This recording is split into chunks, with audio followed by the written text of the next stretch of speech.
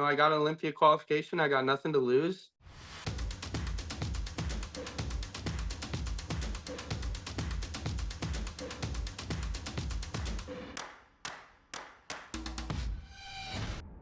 What's up guys and welcome. You are watching Fazi Fitness. Let's start this video with the latest physical update from Urs Klashinsky. So when he said that he's gonna take some time off from social media, he only meant social media because he looks to be really shredded 5 weeks post-show. So this picture of him and Jay Cutler, this was taken in Germany when these guys were there for FIBO 2024. And I have to say, Urs looks absolutely mind-blowing here. So Urs is one of the biggest names in the industry right now. And I have another news for you guys. Urs is going to be guest posing next month in Pittsburgh. And that I have to say is a major deal for him. Now he isn't the first one from classic physique category who will be guest posing in Pittsburgh. I believe Brian Ansley guest posed in Pittsburgh Pro as the winning classic physique Miss Olympia champion back in 2018. We all know Chris Bumstead has appeared in Pittsburgh as a guest speaker multiple times. And he's gonna be there this time as well. But as far as guest posing is concerned, Chris Bumstead never does that.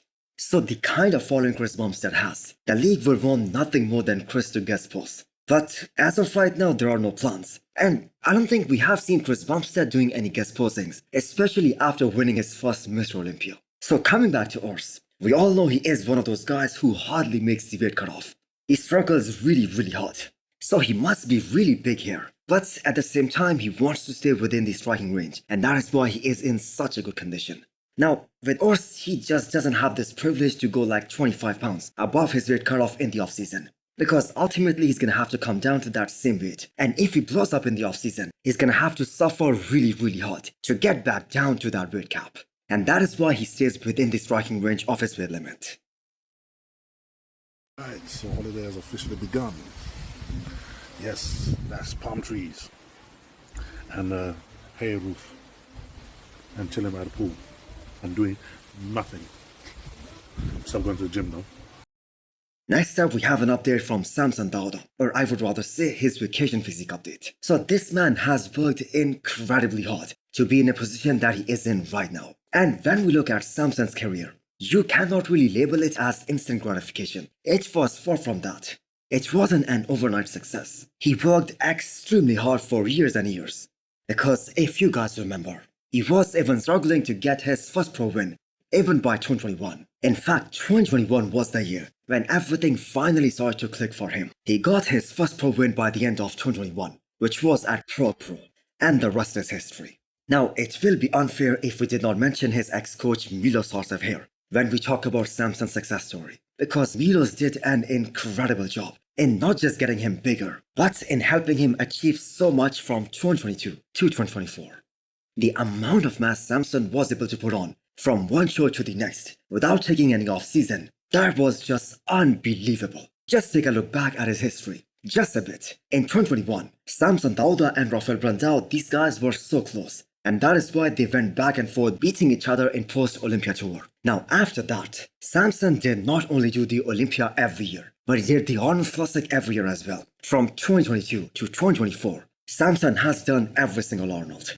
While Rafael Brandao took more than 1 year off. He did not compete since the Olympia 2022. And even then, what we saw here at the Arnold Classic Ohio 2024, Samson is still way ahead of Rafael Brandao in terms of the sheer size and the amount of muscle and kind of mass that he brings to the stage. Even Neil Hill, the coach of Rafael Brandao, said that he has to invest another 1 or probably 2 more years to catch Samson Dauda. So this offseason is a much needed one for Samson. Because we all know in about a month's time, he is going to be back to work, back for the off-season grind, looking to bring an even better package at this year's Mr. Olympia. And I guess that big announcement of who is going to be his next coach, that will also come very soon. And I have to say that is going to be one big story. Props to Detroit Pro champion Martin-Fitzwater for sticking to his original competing schedule.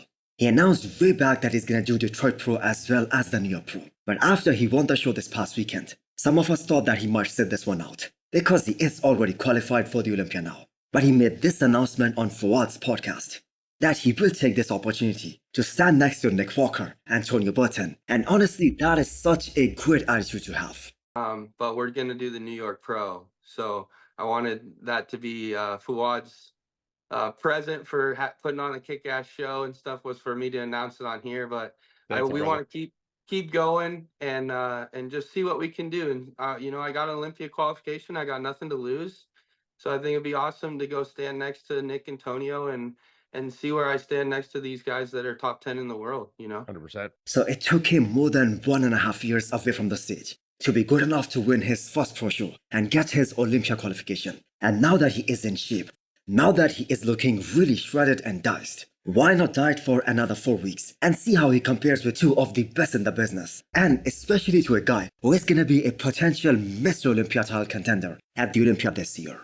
And by the way, I know I have covered Nick Walker earlier today, but he just dropped another physique update. And I have to say he looks absolutely shredded. And just take a look at the caption under his post. It says brick by brick. And those abs definitely look like bricks. I have to say one of the most deep and separated abs in the business. And at this point, almost everyone believes that there is just no way anyone is going to be able to challenge Nick Walker here. But it is good to see that guys like Martin, they are going to be there. And this is the same thing the fans kept wondering. When so many guys who did the Arnold UK, and especially Arnold Brazil, they decided not to do Detroit Pro. It was just a few more weeks of dieting, and also an opportunity to win 25 grand. So Martin-Fitzwater is a great addition to the men's open lineup, not just here at the New York Pro, but for the Olympia as well. And with his passion for bodybuilding, and how young he is, he has a long way, and I have to say he has a very bright future ahead.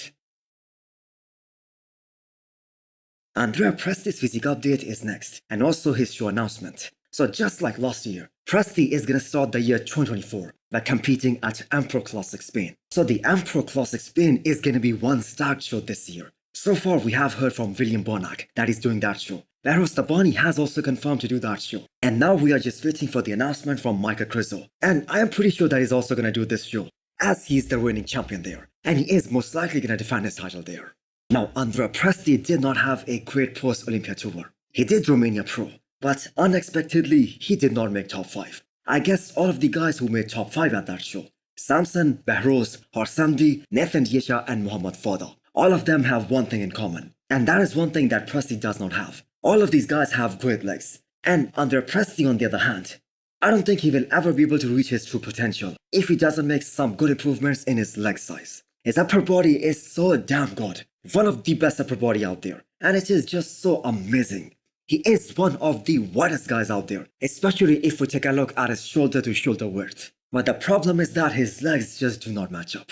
So according to him, the condition that he has in these recent updates, that is some of the best he has ever achieved at such a high body weight. So looking forward to him compete this year. And this is a 3-time Olympian we are talking about. So let's end this video with an off-season update of an Olympia qualified athlete that gets almost no coverage on any of the bodybuilding media. Theo Leguerrier, the winner of Japan Pro last year. He gives a glimpse of how things are looking right now in the off-season. So we talk about the guys who missed such an amazing opportunity to win that show last year. Especially Rubil Mosquera, Michael Crizo, and Barros Tabani as well. And also Muhammad Fada as well. And these guys could have won that show, because that show was scheduled just 1 week after Prague. But what matters right now is that who showed up, and he got the victory and the Olympia qualification. So Theo Leguerrier placed 13th at the Olympia last year. And when we look at his physique, it is very complete. But he isn't the biggest guy on the stage. But this man knows how to get shredded inside out. Another thing that should be really appreciated about Theo is that he is a great poser. For the very first time he was in a position to win an early Olympia qualifier. And he did that. And now he has to focus on just one show, the Olympia. So this might be the biggest version of Theo that we are gonna see in October this year. So hit the thumbs up button if you liked the video. And smash the subscribe button if you wanna come back for more. Thanks for watching.